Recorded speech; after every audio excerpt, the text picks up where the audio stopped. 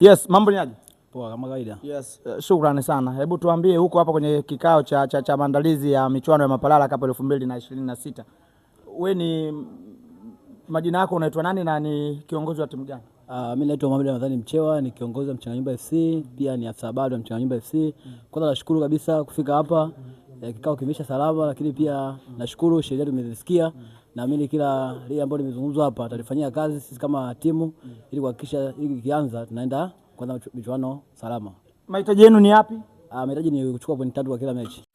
Baada ya uchovu na pilika za kutwa nzima, unahitaji kupoza mwili wako. Piga funda moja la Nipagin. Furahia na wana. Nipagin, kinywaji cha kwetu chenye ladha halisi ya Bibo. Kinywaji hiki kimezalishwa na kutengenezwa na Nipa Beverages. Ina harufu nzuri na ya kuvutia. Haina hangover, yani mninginio. Haiumizi kichwa wala kukwangua kooni. Ladha yake ni tamu na ya kipekee. Ina alcohol 37.5. Inapatikana kwenye chupa yenye ujazo wa mililita 200. Naam, tuzungumze pia na kiongozi mwingine. Mambo vipi ndugu yangu? Fresh. Majina yako? Naitwa Mabruki Saidi kutoka na Ngumbu. Ndio. Kiongozi wa timu gani? Kiongozi wa Academy FC. Ndio. Tuambie maandalizi sasa yakoje kuelekea kwenye michuano hii? Maana tumeona na Nganga mwaka mmoja kuwepo. Maandalizi yako vizuri, tumejipanga kisawasawa.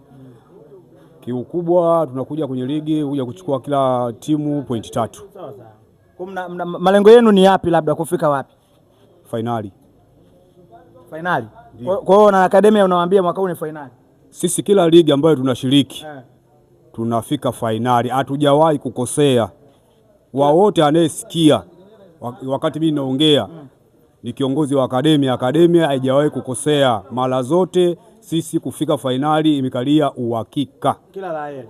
Asante sana. Shukrani sana.